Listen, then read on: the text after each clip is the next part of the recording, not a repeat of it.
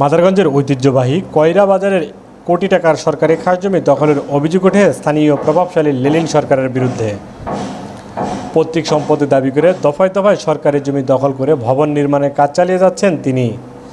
বাজারের ইজারাদার মাহমুদুল হাসান মুক্তা চৌধুরী বিভিন্ন দপ্তরে লিখিত অভিযোগ দিয়েও কোনো প্রতিকার পাচ্ছেন না বলে অভিযোগ করেছেন। হাটের দিনে প্রতিদিন কোটি টাকার লেনদেন হলেও রাজনৈতিক পট পরিবর্তনের সুযোগে বাজারটির অস্তিত্ব এখন হুমকির মুখে। সরকারি খাস জমি দখল হয়ে যাওয়ায় রাজস্ব হারাচ্ছে সরকার, আর লোকসানের মুখে পড়েছেন বাজারের ইজারাদাররা। দখল বন্ধ ও জমি উদ্ধারে বিভিন্ন সরকারি দপ্তরে লিখিত অভিযোগ দিলেও কার্যকর কোনো পদক্ষেপ মেলেনি বলে দাবি ব্যবসায়ীদের। ভূমিদস্যু নামে পরিচিত লেলিন তরফদার বাজারটির উপর আগ্রাসী ভূমিকা পালন করে। তার ফুফাতো ভাই সাবেক এমপি, আওয়ামী লীগের এমপি থাকার কারণে সে কয়রা বাজারে একটা অবৈধভাবে ঘর স্থাপন করে এবং এই জায়গাটি নিজের বলে দাবি করে। এখন বর্তমানে সে আরেকটি ঘর মাছ বাজারের ভিতরে, মাছ বাজারের চৌকিগুলি উঠায় দিয়ে সে আরেকটি ঘর স্থাপন করেছে আমি জানতে পারি। জানার পরে আমি তাকে জিজ্ঞেস করলে সে আমাকে কোনো সদুত্তর দিতে পারে না এবং ঘর তুলছি তা কী হবে এই ধরনের প্রশ্ন বলে। তখন আমি যেহেতু ইজারাদার, আমি আইনের প্রতি শ্রদ্ধাশীল, সেজন্য আমি আমাদের টিএনও মহোদয়কে নিকট আমি একটা এই অবৈধ স্থাপনা উচ্ছেদের জন্য আবেদন করি এবং তাদেরকে বিষয়টি অবহিত করি।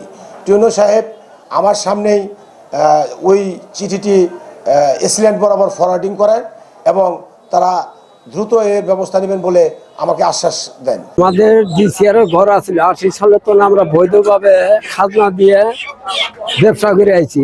সেই বাজারের উন্নয়নের কারণে আমাদের সমস্ত ঘরগুলো ভেঙে দিয়ে সেরে বাজার উন্নয়নের কাজ করছে।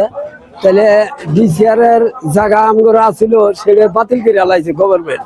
হ্যাঁ, আর ওই ঘরও ৮ নামে ডিসিআর দিছিল।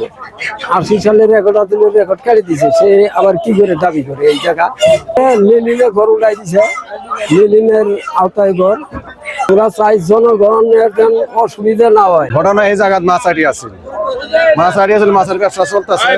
চলার কারণে হয়তো মাটি ফেলাইতেছে, মামলা করতেছে, বিভিন্ন হাইমলা চলতেছে, জায়গা স্থগিত আছে। মাছালারা মাছের ব্যবসা বাণিজ্য করতেছে।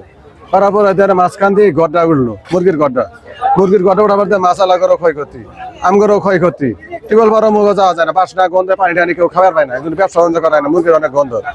এবং বাজারের মধ্যে আবার ইটও আনতে আছে, ইনাক গড় উঠাইছে, আবার ইন্দিক গড় উঠাইতেছে।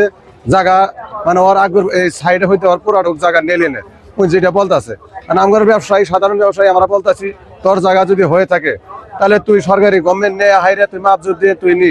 সরকার পতন হওয়ার পরে দিয়ে ৫-৬ দিন পরে নিলেন ওইভাবে ঘরটা আবার উঠাই গেলেছেন। কোন কাগজ উঠাইছে, কেমনে উঠাইছে সেটা বলতে পারি না। কেনার পরে ঘর উঠাতে আইসি, প্রথম খুঁড়ি কাটছি, 4টা খুঁড়ি কাটছি, আর ভিতরে লেলিন ভাই পুলিশ নিয়েছি। প্রশাসন নিয়ে আসার পরে আমার ঘর ভেঙে দিয়েছে। পরে 4 মাস অপেক্ষা করার পরে এদিক দিয়ে আরও 2 জায়গায় ঘর উঠাইছিল, এই যে বাথরুমের এই সাইডেও ঘর উঠাইছিল।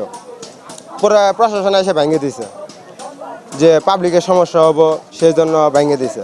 আচ্ছা, ভেঙে দিয়েছে, তাহলে এই জায়গায় বর্তমানে মানে এই জায়গাটা নিয়ে মানে মামলা চলতেছে।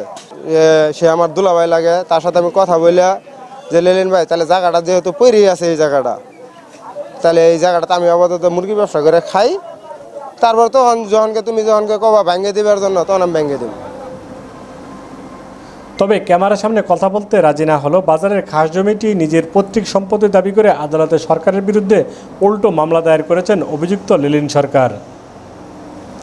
খাস জমি দখল করে স্থাপনা নির্মাণ বিষয়ে অবগত রয়েছেন এবং অভিযোগ অনুযায়ী ব্যবস্থা গ্রহণের জন্য সহকারী কমিশনার ভূমিকে বলা হয়েছে বলে জানান এই কর্মকর্তা। ইসলামকে দেওয়া হয়েছে, এটা ইসলাম ব্যবস্থা নেবে। হ্যাঁ, অবগত আছে, ইসলামকে জানানো হয়েছে, ইসলাম ব্যবস্থা নেবে। সমস্যার সমাধান করে বাজার দখল বন্ধে উচ্ছেদ অভিযান পরিচালনা করে সরকারি সম্পদ রক্ষা করবে প্রশাসন, এমনটাই দাবি কয়রা বাজারের ব্যবসায়ী ও ইজারাদারদের।